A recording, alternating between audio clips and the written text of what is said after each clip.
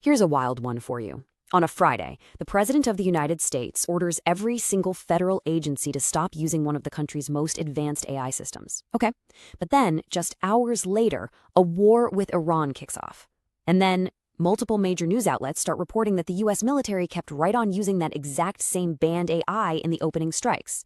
So, how does that even happen? Let's get into it. So, the timeline here is everything. You really have to pay attention to it. On Friday, February 27th, 2026, the White House drops this bombshell directive. The order? An immediate halt to the use of a very specific, very powerful AI model, and that's across the entire U.S. government. A clear, official, full stop. And that, of course, brings us to the central, kind of shocking question of this whole thing. How could that very same AI reportedly be a key tool in a massive military operation just one day later? The ban was announced Friday. The war began Saturday. Something doesn't add up. To figure out this contradiction, we first have to understand what was actually happening on the ground. So let's look at the official U.S. military account of what went down on February 28th, an operation with the codename Epic Fury. So, in its own words, U.S. Central Command, or CENTCOM, announced that strikes began at 1:15 a.m. Eastern Time. And listen, we're not talking about minor targets here. They were hitting the absolute core of Iran's military infrastructure, command facilities, air defenses, and those critical launch sites. The official report then added some pretty wild details. It said that U.S. forces defended against a massive barrage of hundreds of Iranian missiles and drones, and, this is huge, reported 0 U.S. casualties. It also marked a big technological first, the debut of these low-cost, one-way attack drones in combat, part of a brand new unit called Task Force Scorpion Strike. And, this wasn't happening in a vacuum. At the exact same time, according to the Times of Israel, Israel was conducting its own parallel offensive, which they called Operation Roaring Lion.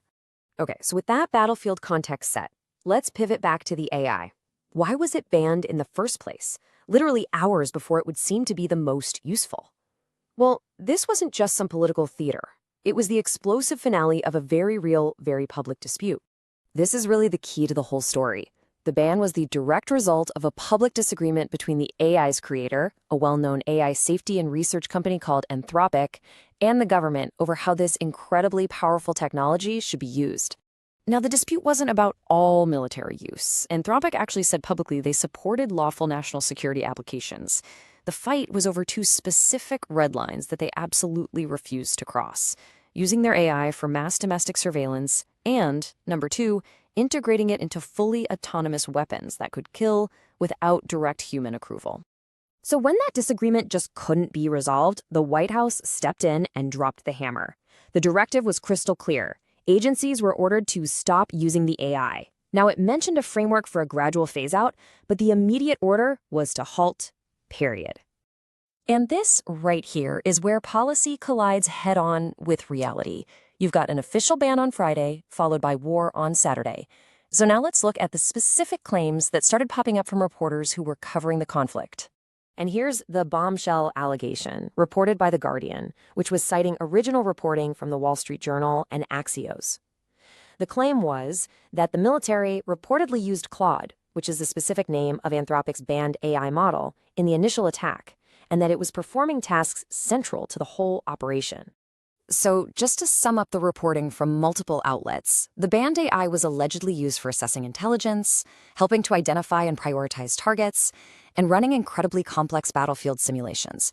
I mean, these are not minor background tasks. This is the very heart of modern warfare. This all leads to a huge practical question. How does this happen? How can a presidential directive just be ignored? Well, the answer means we have to stop thinking about AI as a simple app you can just close and start thinking about it as core infrastructure. Because when a technology like this is deeply woven into the data pipelines and the analyst platforms the military relies on every single day, we're talking systems like those from Palantir, a major defense tech company, it becomes infrastructure. You can't just delete it like an icon on your phone, and you especially can't do it overnight when a war has just kicked off. So here's how the AI actually fits into the military's decision-making process, which is often called the kill chain.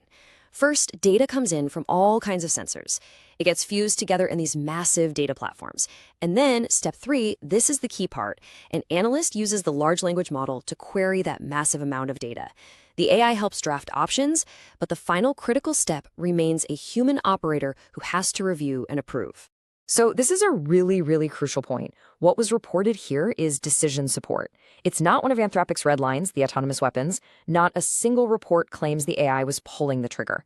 The claim is that it was used to help humans analyze a ton of information and make faster, more informed choices under just immense pressure. And this brings us right to the central dilemma. Yes, there's a human in the loop, but if the entire process is designed and accelerated by AI to operate at machine speed, what does human responsibility truly mean in that split second? How meaningful is a final review that happens in a tiny fraction of the time it used to? That is the big question just hanging over all of this. So as we wrap this up, what should we take away from this absolutely chaotic series of events? What does this story really tell us about the future of technology and, well, warfare? At the end of the day, this isn't really a story about one company or one AI model. It's a stark, real-world example of what happens when a top-down policy decision from Washington, D.C. smashes right into the operational reality of a deeply integrated technology on a live battlefield. And that leaves us with this final, really unsettling question. Once a frontier technology like this is no longer just a tool, but becomes the fundamental infrastructure for national security, can a political order to turn it off ever be more than just a press release? Can you ever truly unclug it?